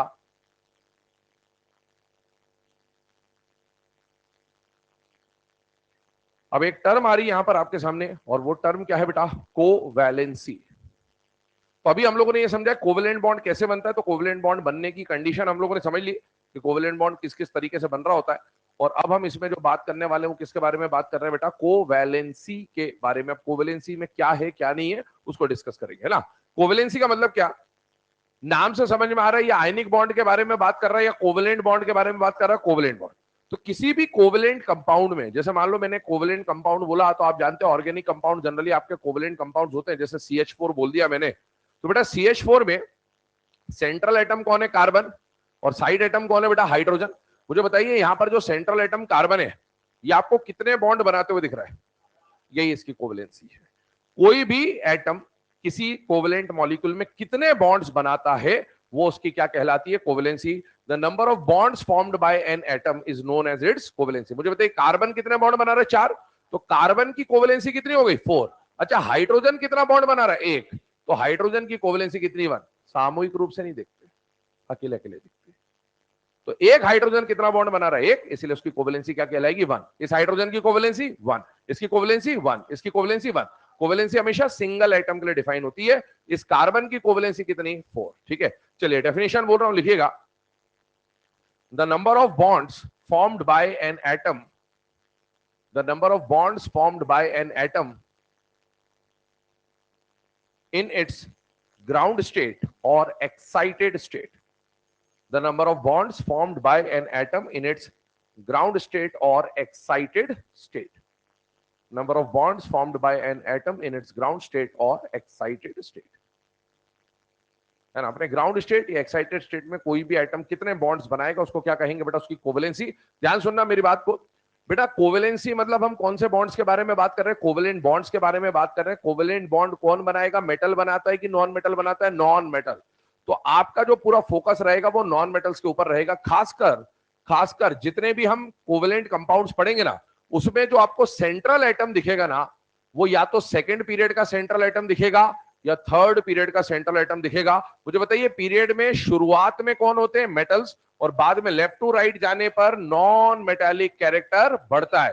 मतलब यहां पर आएंगे नॉन मेटल्स। तो आपको मेनली यहां पर कार्बन, नाइट्रोजन, ऑक्सीजन के बारे में पढ़ना है, और यहां पर आपको फास्फोरस, सल्फर और क्लोरीन के बारे में पढ़ना है। ये वो एलिमेंट्स हैं जो ज्यादातर बार आपको सेंट्रल एटम के फॉर्म में मिलेंगे, जैसे CH4, C2H6, C3H8। Central atom कौन है? Carbon. NH3, NF3, NCl3, central atom कौन है? नाइट्रोजन। OF2, OH2, OH2 मतलब H2O, वाटर की बात कर रहे हैं। PCl5, PCl3, SF6, SF4, SF2, SO2, SO3, ये सारे आपके सेंट्रल एटम मिलने वाले हैं और इसीलिए अपन इनको वन बाय वन स्टडी करेंगे। एक बात बताना मुझे बेटा, सेकंड पीरियड के जो एलिमेंट्स होते हैं, इसका मतलब क्या हुआ कि सेकंड पीरियड के एलिमेंट्स कहने का मतलब है इनका आउटर मोस्ट शेल नंबर 1 होगा कि 2 होगा कि 3 होगा बेटा? 2। जिसका अरे पीरियड नंबर 2 का मतलब क्या होता है? n equal to 2। n क्या बताता है? Outermost shell number. मुझे बताइए पहले शेल के अंदर कौन कौन से सबशेल आते थे? केवल s, पहला लेक्चर। दूसरे शेल के अंदर कितने सबशेल आते हैं? 2, s और p। क्या जिसके अंदर 2 शेल है उसके अंदर d होता है कि नहीं होता है? नहीं होता है, d कहां है अभी तक। लेकिन अगर किसी का पीरियड नंबर 3 है तो क्या इसमें S और P होगा कि नहीं होगा? होगा। साथ ही साथ D भी होगा। ये D इलेक्ट्रॉन भरने के लिए यूज में नहीं आता शुरू में अव्वा रूल के हिसाब से, लेकिन क्या ये वेकेंट पड़ा होगा कि नहीं पड़ा होगा? पड़ा होगा। और जब जरूरत पड़ेगी तो ये ऑटोमेटिकली प्रकट हो जाएगा। जैसे अपने को मतलब 3D होता है, दिखता नहीं, जैसे ईश्वर है दिखते नहीं, जरूरत पड़ती प्रकट हो जाते कई बार नहीं भी होते, पर ठीक है। 3D जो है बिल्कुल ईश्वर जैसा है। जब जरूरत पड़ेगी एटम को 3D की, अपने आप ये प्रकट हो जाएगा क्योंकि ये हमेशा वहां पर अवेलेबल है और इसीलिए अपन इसको यूज कर सकते हैं। तो आइए, अब यही मेन डिफरेंस है। याद करिएगा हम लोगों ने बात करी थी, एक प्रॉपर्टी पढ़ी थी हमने, एनोमलस बिहेवियर। एनोमलस बिहेवियर कौन दिखाता है बेटा? सेकंड पीरियड के एलिमेंट। उसमें एक बात लिखी थी, unavailability of D orbital. Second period वालों के पास डी नहीं होता, थर्ड पीरियड वालों के पास डी होता है। अच्छा, अब एक बात समझिए, कोवेलेंसी में सबसे पहला एग्जांपल मैं ले रहा हूं और सबसे पहला एग्जांपल हम किसको ले रहे हैं बेटा? कार्बन को। क्यों कार्बन ले रहे हैं? क्योंकि पूरी ऑर्गेनिक केमिस्ट्री इसी के इर्द गिर्द घूमेगी, तो बहुत इंपॉर्टेंट एग्जांपल है। अब मुझे बताइए कार्बन का एटॉमिक नंबर कितना होता है बेटा? 6। इसका कॉन्फ़िगरेशन लिखते हो तो क्या लिखते हो बेटा? 1s2, 2s2, 2p2, है ना।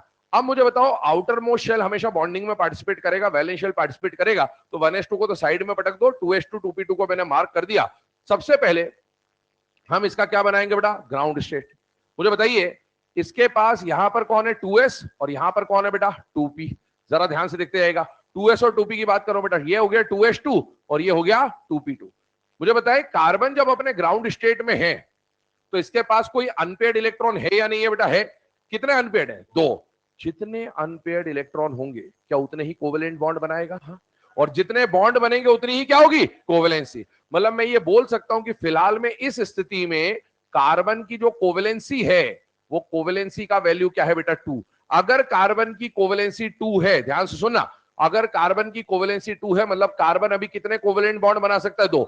मतलब कार्बन अपने 2 अनपेयर्ड लेके बैठा हुआ है तो बोले कोई आओ बॉन्ड बनाओ, कोई आओ बॉन्ड बनाओ। अब बॉन्ड, ये तो सेंट्रल एटम लिया आपने, तो बॉन्ड बनाने कौन आएगा? Side atom. मान लो साइड एटम तो कुछ भी हो सकता है, साइड एटम हाइड्रोजन हो सकता है, फ्लोरीन हो सकता है, क्लोरीन हो सकता है, ऑक्सीजन हो सकता है। मैं ऐसा मान लेता हूं कि साइड एटम कौन है? हाइड्रोजन। कौन है? क्या हाइड्रोजन के पास एक अनपेयर्ड इलेक्ट्रॉन होता है कि नहीं होता बेटा? होता है। अच्छा, ऑक्सीजन के पास कितना अनपेयर्ड होता है? 2। तो ये दिमाग में फिट कर ले कि हाइड्रोजन आएगा तो एक अनपेयर्ड होगा और ऑक्सीजन होगा तो 2 अनपेयर्ड होगा। मुझे बताइए अगर हाइड्रोजन बॉन्ड बनाने आ रहा है तो एक हाइड्रोजन अगर आएगा तो एक हाइड्रोजन कितना अनपेयर्ड लाएगा? एक ही तो लाएगा। तो एक हाइड्रोजन अपना अनपेयर्ड लाके इसके साथ पेयरिंग करेगा और एक और हाइड्रोजन आएगा तो अपना अनपेयर्ड लाके इसके साथ पेयरिंग करेगा। मतलब कार्बन के 2 अनपेयर्ड को पेयर करने के लिए कितने हाइड्रोजन चाहिए? 1 या 2? 2। मतलब यहां जो मॉलिक्यूल बन के आएगा वो मॉलिक्यूल क्या बन जाएगा? CH2, क्योंकि कार्बन रहेगा सेंट्रल एटम और साइड एटम में कितने हाइड्रोजन आएंगे? 2। मान लो साइड एटम कौन लेके आते हैं? Fluorine, F। फ्लोरीन का कॉन्फ़िगरेशन क्या होता है बताइए? फ्लोरीन का एटॉमिक नंबर होता है 9 और इसका कॉन्फ़िगरेशन होता है 2s2 2p5। अब मुझे बताओ 2s2 2p5 में कितना अनपेयर्ड है? एक ही तो अनपेयर्ड है। अरे हेलोजन जब भी साइड एटम में आता है कैसा बॉन्ड बनाता है? सिंगल ही तो बनाता है। क्यों सिंगल बॉन्ड बनाता है? क्योंकि उसके पास एक ही अनपेयर्ड होता है। ध्यान सुनना, अगर मैं बोल रहा हूं कि यहां पर मैं साइड एटम में फ्लोरीन लेके आ रहा हूं तो बेटा एक फ्लोरीन आएगा तो कितना अनपेयर्ड लाएगा? एक ही अनपेयर्ड लाएगा। एक फ्लोरीन इससे पेयरिंग करेगा और एक फ्लोरीन आके इससे पेयरिंग करेगा। मतलब बताइए मॉलिक्यूल का फॉर्मूला क्या बन जाएगा? CF2। या क्लोरीन आएगा तो CCl2 एटसेट्रा। ये एग्जांपल्स है बेटा, ये ऐसे एग्जांपल है जहां पर कार्बन की कोवेलेंसी कितनी है? 2। आगे बढ़ता हूं, मुझे बताइए क्या यहां पर ये जो 2 इलेक्ट्रॉन दिख रहे हैं ये आउटर मोस्ट शेल के 2 इलेक्ट्रॉन है या नहीं? ये बेटा है, ये पूरा आउटर मोस्ट शेल है 2, है ना। ये जो इलेक्ट्रॉन दिख रहे हैं ये कहलाता है लोन पेयर। क्या कहलाता है ये? क्या कहलाता है ये? Lone pair. क्या ये बॉन्डिंग में पार्टिसिपेट कर रहा है? नहीं। जो पेयर ऑफ इलेक्ट्रॉन बॉन्डिंग में पार्टिसिपेट ना है उसी को तो हम लोग क्या बोलते हैं? Lone pair. इसका डायग्राम जरा मैं बना दूं तो लॉजिक से समझिएगा। कार्बन के पास टोटल कितने इलेक्ट्रॉन है? 4। इधर हाइड्रोजन से बॉन्ड बनाए, इधर हाइड्रोजन से बॉन्ड बनाए, ये CH2 का डायग्राम है। और आप देखो कार्बन के पास क्या पड़ा हुआ है? Lone pair. अच्छा मुझे बताइए, ये जो इलेक्ट्रॉन ऐसे दिखेंगे इसको हम लोग क्या बोल रहे होंगे बेटा? Lone pair. क्या कार्बन के पास अपने आउटर मोस्ट शेल में लोन पेयर है कि नहीं है बेटा? है। कितना लोन पेयर है? एक लोन पेयर है। ये पूरा एक पेयर कहलाएगा ना, एक लोन पेयर है। और क्या कार्बन के पास अपने इसी आउटर मोस्ट शेल में, आउटर मोस्ट शेल मतलब 2 को देखना है, S और P नहीं देखना है ना, 2 को देखना है। आउटर मोस्ट शेल में लोन पेयर है। और क्या आउटर मोस्ट शेल में खाली डब्बा भी है या नहीं है बेटा? है। अगर किसी एटम के आउटर मोस्ट शेल में लोन पेयर हो और उसी आउटर मोस्ट शेल में डब्बा भी खाली हो तो वो अपने इलेक्ट्रॉन को प्रमोट कर सकता है, एक्साइट कर सकता है। इसको बोलते हैं सिडविक रूल। क्या बोलते हैं बेटा? Sidgwick rule. रूल का नाम एनसीईआरटी में नहीं, तो अपन रूल नहीं पढ़ रहे, अपन बस इसको समझ लेते हैं कि अगर लोन पेयर है, खाली डब्बा है, सेम शेल के अंदर 2-2 या 3-3 या 4-4, तो इलेक्ट्रॉन आगे जंप कर सकता है। मुझे बताइए, अगर इसका इलेक्ट्रॉन हम जंप करवाएंगे तो उसे इसका ग्राउंड स्टेट नहीं बोलेंगे, क्या बोलेंगे? First excited state. क्या बोला जाएगा? First excited state. अब क्या हुआ? ये 2s और ये 2p, ध्यान से देखना, ये जो 2 इलेक्ट्रॉन थे ये एज इट इज रख दिए मैंने, और इस इलेक्ट्रॉन को जंप करा के यहां करा दिया। अब इसके पास कितने अनपेड हो गए बेटा? 4। जितने अनपेड इलेक्ट्रॉन हो गए, कोवेलेंट बॉन्ड का फॉर्मेशन ऑक्टेट के लिए होता है या अनपेड की पेयरिंग के लिए? अनपेड। कितने अनपेड है? 4। जितने अनपेड उतने ही तो बॉन्ड बनाएगा। और जितने बॉन्ड कोई एटम बनाता है, चाहे अपने ग्राउंड स्टेट में चाहे अपने एक्साइटेड स्टेट में, वो क्या कहलाती है? उसकी कोवैलेंसी। मतलब इस कंडीशन में कार्बन की कोवैलेंसी 2 होने वाली है या 4 होने वाली है बेटा? 4। यहां पर कार्बन कितने बॉन्ड बनाते हुए दिखेगा? 4। अच्छा मुझे बताइए, अगर कार्बन तो आपका सेंट्रल एटम है, मैं साइड एटम में अगर हाइड्रोजन लेके आता हूं तो बताइए कितने हाइड्रोजन चाहिए होंगे? 4। बताइए मॉलिक्यूल क्या बन जाएगा? CH4। क्या बात समझ में आ रही है बेटा आपको? अच्छा अगर मुझे बताइए, मैं यहां सेंट्रल एटम कार्बन लेता हूं और साइड एटम ऑक्सीजन लेता हूं, 2 ऑक्सीजन लगेंगे, क्योंकि जब एक ऑक्सीजन आएगा तो 2 अनपेयर्ड लाके, एक ऑक्सीजन 2 से पेयरिंग करेगा और दूसरा ऑक्सीजन भी 2 से पेयरिंग करेगा, और मॉलिक्यूल क्या बन जाएगा बेटा? CO2 etcetera. ये एग्जांपल किसके हो गए बेटा? कार्बन के। अच्छा मुझे बताइए, क्या जब ये जितने एग्जांपल है ये सब न्यूट्रल है या चार्ज वाले बेटा? न्यूट्रल। ये क्या है? न्यूट्रल। ये आयंस नहीं है, न्यूट्रल मॉलिक्यूल है। आप एक बात समझ लें, अब इसको अपन और डिटेल में समझेंगे, बट ये दिमाग में फिट कर रहे हैं। ध्यान सुनिए, कोवेलेंसी पहले कितनी थी? 2, बाद में बढ़ के कितनी हो गई? 4। कितने का चेंज आया? 2 का। जब भी कोई एटम न्यूट्रल फॉर्म में अपनी कोवेलेंसी बढ़ा सकता है, अगर ऐसा नहीं कि हर बार बढ़ा पाएगा, अभी हम वो एग्जांपल देखेंगे जहां नहीं बढ़ता है, लेकिन अगर कोवेलेंसी बढ़ेगी न्यूट्रल वाले केस में, है ना, न्यूट्रल से न्यूट्रल में, तो न्यूट्रल से न्यूट्रल में कोवेलेंसी का वैल्यू हमेशा कितने से बढ़ेगा? 2 से। क्यों ऐसा होगा?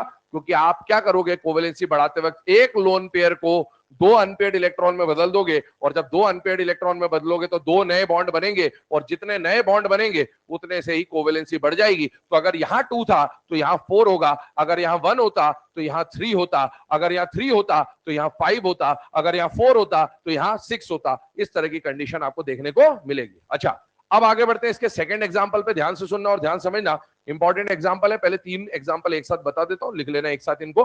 पहला हमने पढ़ा कार्बन, दूसरा हम लोग ले रहे हैं बेटा नाइट्रोजन। सेकंड पीरियड का एलिमेंट चल रहा है अभी, तो कार्बन, नाइट्रोजन और ऑक्सीजन, तीनों को पहले समझा देता हूं, एक साथ लिख लेना। बेटा नाइट्रोजन जो है, क्या ये सेकंड पीरियड का एलिमेंट है या नहीं बेटा? है। नाइट्रोजन का एटॉमिक नंबर क्या होता है बेटा? 7। और इसका कॉन्फ़िगरेशन अगर आप लिखते हो तो 1s2 2s2 2p3 will be it's configuration. ठीक है, ये जो 1s2 2s2 2p3 है, ये आउटर मोस्ट शेल है। बॉन्डिंग में हमेशा कौन पार्टिसिपेट करेगा बेटा? आउटर मोस्ट शेल या फिर वैलेंस शेल। पहले इसका अपन क्या बनाते हैं बेटा? Ground state. मुझे बताइए, ये बना दिया मैंने इसका 2s और ये बना दिया मैंने इसका 2p। This is 2s, this is 2p। Electron की फिलिंग कर लेते हैं जरा। मुझे बताइए 2s में कितने इलेक्ट्रॉन है बेटा?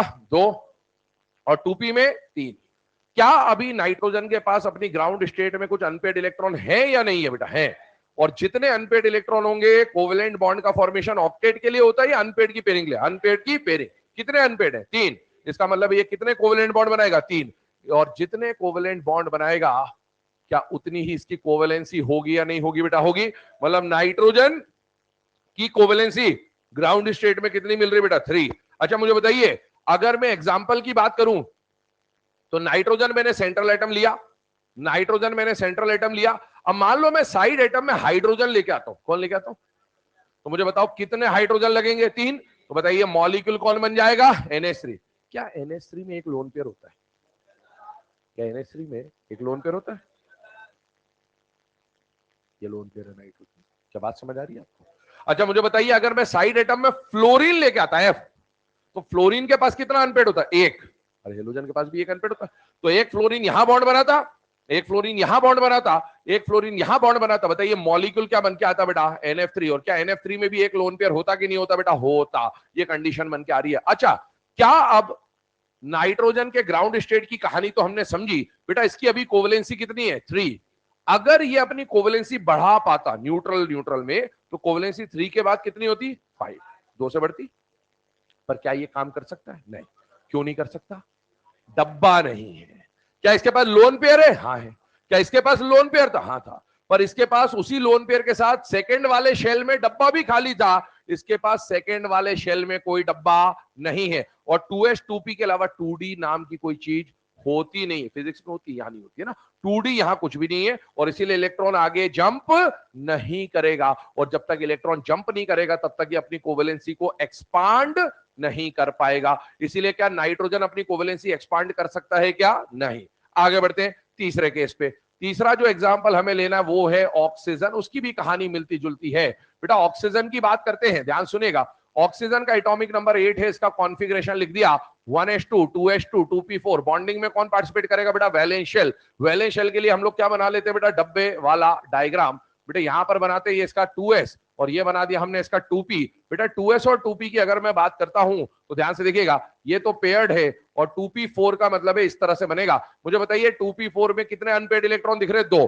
कोवेलेंट बॉन्ड का फॉर्मेशन ऑक्टेट के लिए या अनपेयर्ड की पेयरिंग के लिए? अनपेयर्ड की पेयरिंग के लिए। कितने अनपेयर्ड है? 2।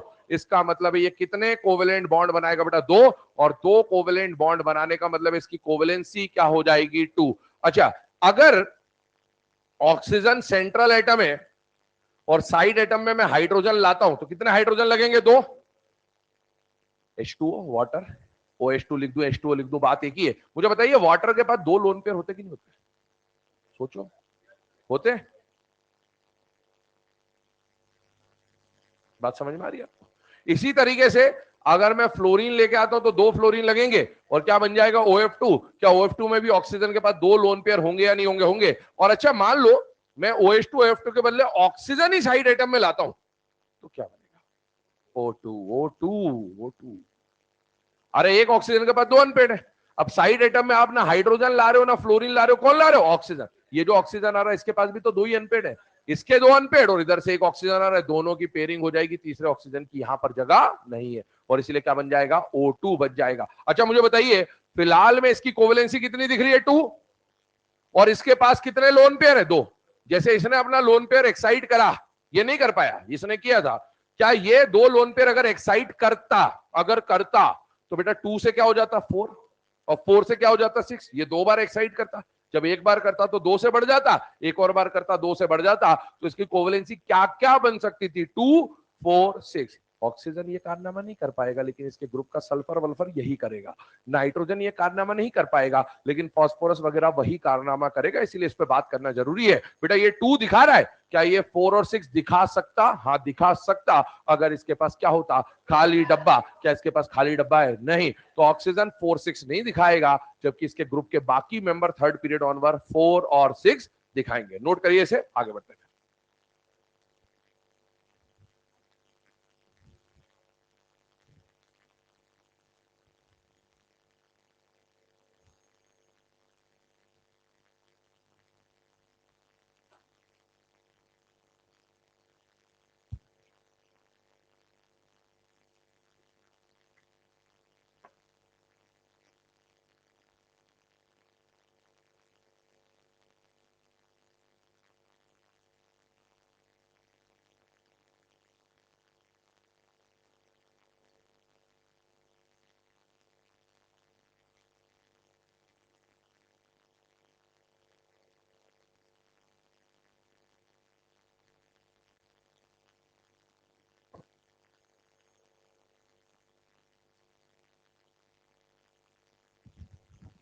अभी उस पर टेलीग्राम पे मैंने कुछ क्वेश्चन सेंड करे पीरियोडिक टेबल के, ठीक है?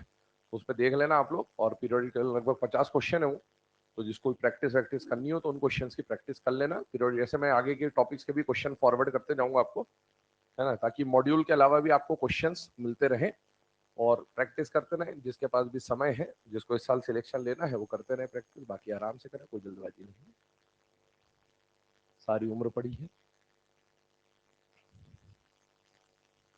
ना। थ्योरी, सिर्फ थ्योरी पढ़ने से सिलेक्शन नहीं होगा, ये बात बिल्कुल क्लियर रखें।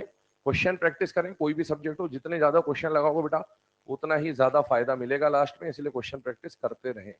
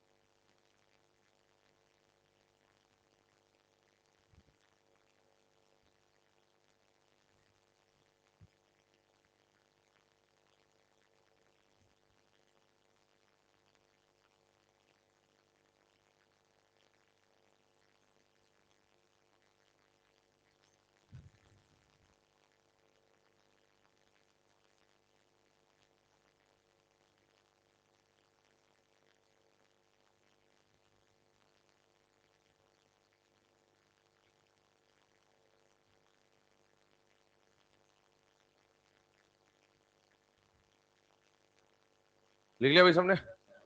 चलिए जल्दी लिखो, इतना कितना समय लगा? 4 तो डब्बे बनाने, 6 डब्बे, 4 ही है, 4 ही तो है। डब्बे में टाइम लगता है, डब्बे में डब्बा।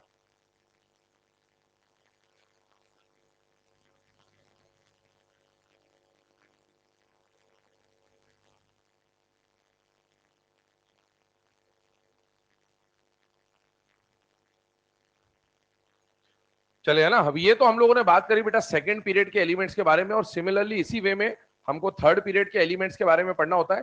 कार्बन, नाइट्रोजन, ऑक्सीजन की कहानी हमने समझ ली। अब हम लोग आते हैं बेटा थर्ड पीरियड पे। 3 एग्जाम्पल हम लोगों ने पढ़ ली है। चौथा एग्जाम्पल जो आपको पढ़ना है वो चौथा एग्जाम्पल है बेटा फॉस्फोरस, ठीक है। फॉस्फोरस की अगर मैं बात करूं तो फॉस्फोरस का सिंबल क्या हो जाएगा बेटा, पी। और फॉस्फोरस की बात करें तो फॉस्फोरस का एटॉमिक नंबर होता है बेटा 15, और इसका कॉन्फ़िगरेशन बनता है नियॉन 3s2 3p3। बॉन्डिंग में हमेशा कौन पार्टिसिपेट करेगा बेटा, आउटर मोस्ट शेल। तो इसके लिए हमने डब्बे वाला डायग्राम बनाया। 3s में कितने इलेक्ट्रॉन है बेटा, 2, और 3p में कितने इलेक्ट्रॉन है, 3। अच्छा, क्या थर्ड पीरियड वालों के पास वेकेंट डी होगा कि नहीं होगा? होगा। ये है वहां पर, दिखे चाहे ना दिखे, ये है, जरूरत पड़ने पर ऑटोमेटिकली ये प्रकट हो जाएगा। अब एक बात बताओ, 3s2 का मतलब है ये 2 इलेक्ट्रॉन पेयर्ड है, और 3p3 का मतलब है ये 3 इलेक्ट्रॉन क्या है बेटा, अनपेयर्ड। मुझे बताइए फिलहाल की कंडीशन में, ग्राउंड स्टेट में फॉस्फोरस के पास कितने अनपेयर्ड इलेक्ट्रॉन है बेटा, 3। जितने अनपेयर्ड इलेक्ट्रॉन उसकी पेयरिंग के लिए उतने ही क्या बनेंगे बेटा, कोवेलेंट बॉन्ड, और जितने बॉन्ड बनेंगे उतनी क्या हो जाएगी बेटा, कोवेलेंसी। मतलब फॉस्फोरस की कोवेलेंसी अभी क्या है बेटा, 3। अच्छा, अगर कोवेलेंसी 3 है तो फॉस्फोरस कितने बॉन्ड बनाने के लिए तैयार बैठा है, 3। अगर साइड एटम में मान लो हाइड्रोजन आता तो क्या pH3 बन जाता? हाँ। अगर साइड एटम में क्लोरीन आता तो PCl3, और साइड एटम में फ्लोरीन आता तो क्या बन जाता बेटा, PF3।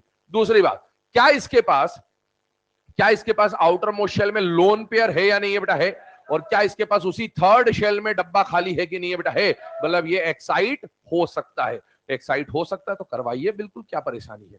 अगर एक्साइटेशन कराएंगे तो बताइए कोवेलेंसी कितने से बढ़ेगी, 2 से, क्योंकि एक लोन पेयर 2 अनपेयर्ड इलेक्ट्रॉन में बदलेगा, और 2 अनपेयर्ड बदलेगा तो 2 नए बॉन्ड बनेंगे, तो बताइए कोवेलेंसी 3 से क्या हो जाएगी, 5।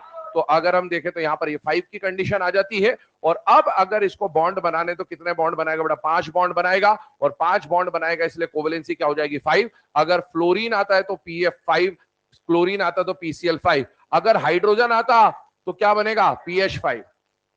ये बनता नहीं है।